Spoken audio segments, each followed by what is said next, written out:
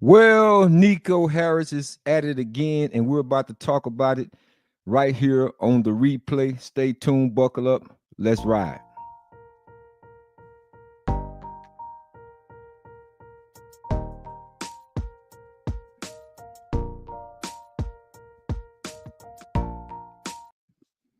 Welcome to another edition of the replay where we're still trying to make your day. I'm your host, Jabril A. Rashad, and we're coming to you all over the stream platforms, YouTube, Facebook, as well as TikTok. So, Nico Harris, the general manager of the Dallas Mavericks, is at it again.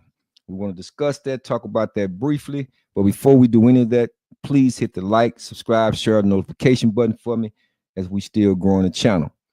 So let's talk about this real quick because I think it's a topic of concern. Well, I won't say concern. Let me take that back. Let me refrain from saying concern. But it is one of these type of trades where the Luka Doncic, as we already know, trade for Anthony Davis. It sends shockwaves across the sports nation, and I think it's starting to kind of calm down just a little bit. But this trade here regarding this next player, I was a little taken aback simply because I thought he was a young player that was putting in work for the Dallas Mavericks. When we picked him up from the Detroit Pistons, I kind of remember his career at the University of Houston, but not as much. I know he was on that Final 14, if I'm not mistaken. And the player that I'm talking about is none other than Quentin Grimes. Quentin Grimes, a 6'5" shooting guard with the Dallas Mavericks, have been traded to the Philadelphia 76ers for Caleb Martin. Caleb Martin, if you don't know who Caleb Martin is, he's a 6'6" small forward. Got drafted in the league with his twin brother Cody Martin, who plays for the Charlotte Hornets. He used to play with the Charlotte Hornets as well as the Miami Heat. And recently he's played with the Philadelphia 76ers. So they went and go get Caleb Martin, and he is a much bigger player. He's there to guard the wing. And, Nico Harris, he was talking about, trying to win a championship this year, within the next 2 years, at least this year, next year. He's very, very serious about that. There were some things that were said in regards to this trade or prior to this trade that Quentin Grimes, I guess they got to talking about an extension, signing him to an extension. And he didn't want to take that money offer on the table. And they didn't want him to get to the summer. And the Dallas Mavericks felt as if he didn't take the extension now, he'd get to the summer that he wouldn't re-sign to the Dallas Mavericks. So he went on ahead and pulled the trigger and went out and got Caleb Martin. Now, again, they both have about, I think, a 5-year age difference. I think Caleb Martin is 29 and Quentin Grimes is 24. So you're talking about still relatively two young players. Initially, I didn't really like this move right here because, again, I thought Quentin Grimes, man, he brought a lot to the table. He's a three-point shooter, and he was, I don't know exactly what his percentage is, but I think he's hovering around about 48%, 38% somewhere in free throw shooting. Played good defense. He was solid coming in off the bench, even started a couple of games. But, again, Nico Harris is focused on winning championship. He wants a certain type of culture, and I think that culture is going to start with defense. Quentin Grimes was one of those guys that I was counting on in terms of being able to help make up the point difference that we got from Luka Doncic. But unfortunately, that's not going to happen. So let's take a brief look at what they said regarding this trade between Caleb Martin and Quentin Grimes.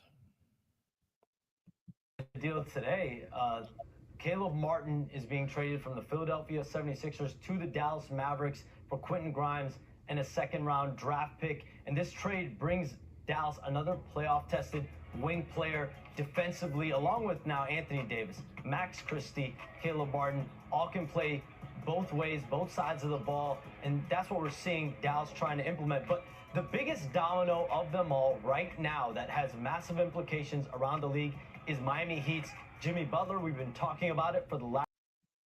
Okay, so you see little brief highlights of Caleb Martin, and he's an active player. He's an active player. Plays, like I say, perimeter defense.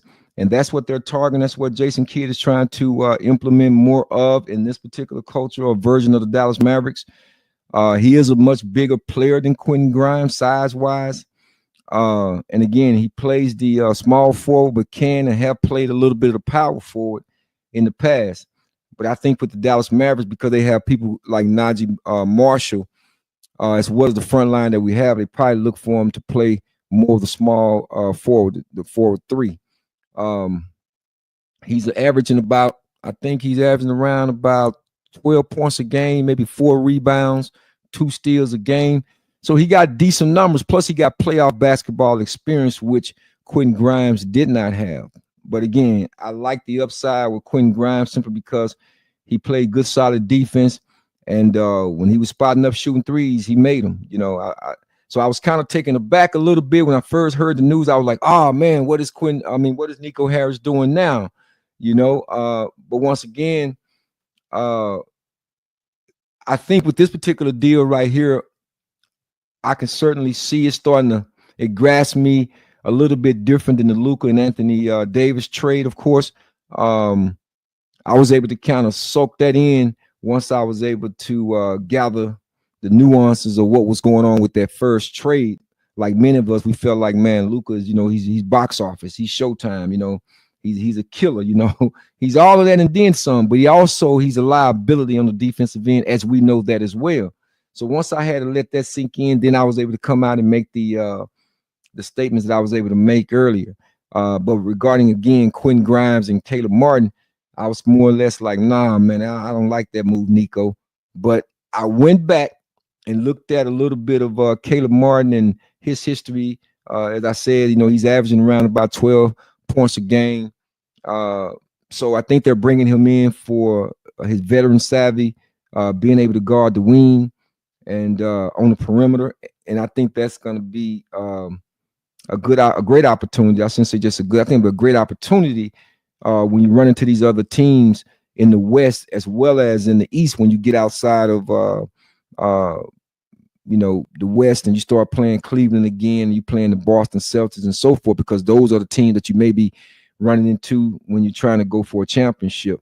But I definitely like this defensive mindset, that they're implementing, because the Mavericks, although they did a pretty good job after they made the trade from last year, started focusing on defense, and although they was people was getting layups and everything. Yeah, they had a layup line on the Dallas Mavericks the last couple of years, but after they made drafted Derek Lively, and then they started making those trades with PJ Washington, they got a lot better. They started focusing more on defense, and that's what took them to the NBA Finals, which I think, again, when we learned of the Luka Doncic trade, that is what had Nico Harris, and I think even Jason Kidd kind of a little incensed, if you will, because they had just come from the finals and they wanted him to come back, because every time the season over, you're going to always have those exit meetings. So he wanted him to come back with a certain mindset, a certain disposition, because they're really trying to go after the championship. So when he came back, out of shape once again, they believe that those are the reason why those injuries happened early or earlier in the season. He came back and then got re-injured, and they feel as though if you take care of business in the off season, those things wouldn't have happened. But again, they're very serious about this defensive move that they're making, because they got scores now. We still got scores. We still got Klay Thompson, still got Kyrie Irving, still have Spencer Dinwiddie. You still even got the other guard, Hardy. Now, it's not over with, and I'm kind of going to knock on wood, because I was saying to myself, wouldn't it be kind of strange? Because remember, they went and picked up the guy, the other almost 7-foot center, Haley, I think his name, the tall guy, Haley, for the front line. He just joined the Mavericks probably a couple of weeks ago. And I'm thinking, like, man, would it be crazy for them to trade a Derek Lively for LeBron James or something crazy like that, right? Nah, I don't want that to happen. I don't want to see it. No, do not do that. Don't trade Derek Lively for nothing. Please don't make that mistake in trading away a good young piece. You already traded one young piece in Luka Doncic being the age of 25, but don't make the mistake Nico Harris of trading Derek Lively, because you're really mortgaging our future when you do stuff like that. I think the Dallas Mavericks win this trade again in the short run, but in the long run, man, we've given up a second round pick on this trade with Quentin Grimes, and at this point we don't have any picks. Yes, we got the Los Angeles Lakers first round pick, but that's not until 2029. And if they do another deal prior to Thursday, they may throw that 2029 first round pick in there. So it's kind of like you moving all your chips to the middle of the table, because they're hands on. They're saying we want to win this year, and if not this year, definitely next year. So, man, it's a lot of moving pieces, but at the same time, man, we can't clear out the cover. We can't make the cover bare and move all our young pieces. So please, Nico Harris, do not trade Derek Lively. I thought Quentin Grimes had a chance to be with us for a minute, but don't trade Derek Lively. Don't do that. Again, I do like the fact that when I think about the roster now, I'm looking at the championship pedigree that's on the starting five. I mean, you got Klay Thompson championships. We ain't got to talk about that. Kyrie Irving championship. We ain't got to talk about that. And now you get an Anthony Davis championship. We don't have to talk about that. Playoff experience, and we have something that we can definitely go realistically and win a championship with. So this pick up a trade with Caleb Martin, I think is going to be conducive for us from a defensive standpoint. He's not looking to get a whole lot of shots up, but again, man, if we do make one more move before that trade deadline, I hope it's someone that can put the basketball into the bucket. Because, man, I was kind of counting on Quentin Grimes. I'm not gonna lie. I was counting on Quentin Grimes, to be a part of the arsenal in making up that point differential with Luka Doncic. And then we do have Prosper. I understand we got Dante Exum. So again, we still got some people that can fill it up, that can put the ball in the hoop. But man, we got to be thinking about the future too, because again, the Dallas Mavericks, I feel, won this round. But when we talking long terms, man, I think this is definitely a shocker to Luka Doncic, and I do believe he's going to bounce back, because if he don't have anywhere else to go but down. I mean, when you get this is a real shot to your ego. And I was listening to Brian Windhorst, who covers the NBA, talk about how he went overseas and watched Luka play in the Europe league and so forth. And he had the same disposition where he was, leaving his teammates kind of hanging when he get into these referees and, whining and doing the things that he was accustomed of doing. So I guess it kind of just wore itself out on the players, the coaches, or whatever. And he said it was an interesting point that when he wrote about it, even from last year's NBA Finals, he said it was interesting that no one said anything about his story that he wrote about Luka Doncic and the complaining that he was doing and so forth. Nobody ever came out and said did any PR work to deny what he was saying.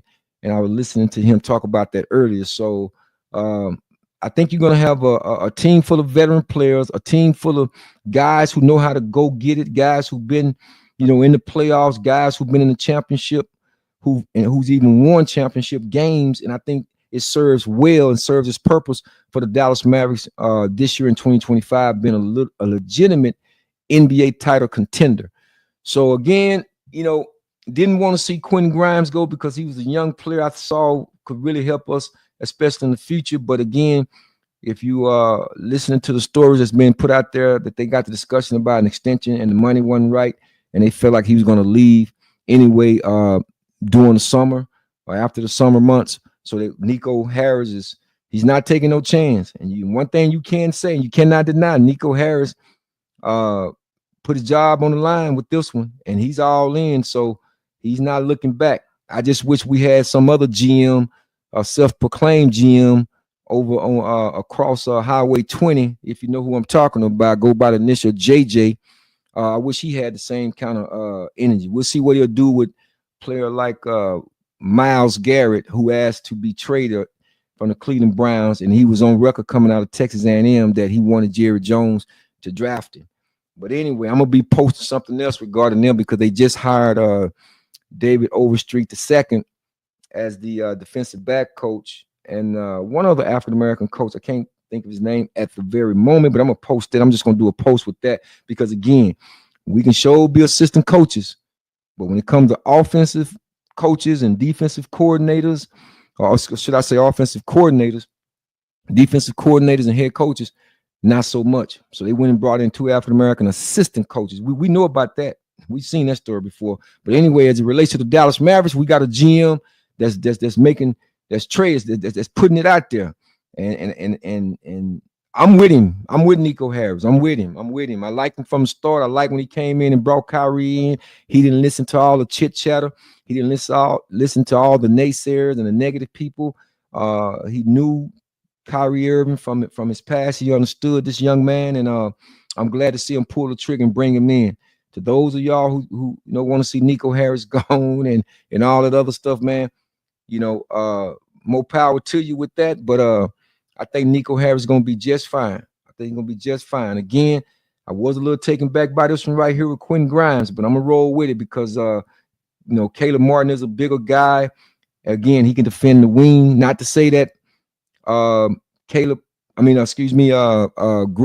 Grimes couldn't have, but I do think certain players on OKC team, and even if you get to the Boston Celtics, with the Tatums and so forth, you can match up a little bit better. You can match up a little bit better with, players like a Caleb Martin who played in the East, who played against Boston, and who was an asset for them. So hopefully he'll be an asset for the Dallas Mavericks. Again, let's turn real quick to our guy, our new power forward, Anthony Davis, who had this to say about his new team, the Dallas Mavericks. Obviously, it was shocking, just because I didn't know. But after the shock factor wore off, then I know it's time to get to Dallas, get to the physical, see the doctors, and then get ready to get back to get on the floor with these guys. I'm very excited. I mean, me and Kai talked about this. I think in 2018. When I asked for a trade from New Orleans, he was in Boston, I think, at the time, and he ended up leaving, going to Brooklyn. But we've been wanting to play alongside each other for a very long time, and now we got the opportunity to do so. Well, he's happy to be in Dallas. He said that he had, the initial shock have worn off. He was so happy and elated to be in Dallas. Him and Kyrie Irving talked about happening, possibly playing together someday. They was on the USA Olympic team and won gold together. So they talked about the possibility of them maybe playing one day in the NBA. So they have the opportunity. Man, this is just another new look, a new start. And I'm very, very excited to see, what's going to transpire as we pursue this championship. It's been a minute since 2011, since we've been able to hang that banner up again. So I'm looking forward to it. And I'm going to be positive with my Dallas Mavericks, more so than with the Dallas Cowboys, I said, because again, at least if you're gonna go get somebody, man, go get somebody that got some dang on experience, at least had a head coaching job. So we ain't gonna we'll talk about the Dallas Cowboys this week, amongst other things, with the NFL Super Bowl this weekend. So we're gonna have some guys come on. We're gonna talk about that. So again, this have been the replay where we're still trying to make your day. Please don't forget to hit that like, subscribe, and share button, notification button for me as well. Go ahead and do that. It's absolutely free. I appreciate y'all riding with me on this particular channel, the replay sports show. And if you haven't went over to Blackvocracy on YouTube, go do that also. Hit that subscribe, like, share, notification button. This has been another opportunity to bring y'all some special content. Keep riding with them Dallas Mavericks. We're going to be just fine. And Nico Harris, good luck to you, man. I can't be mad at you for doing your job and doing it how you see fit, and at least taking a chance, unlike Jerry Jones. Appreciate y'all joining me for this brief outing. We'll be back with you on the next time right here on the replay. Peace and love, y'all.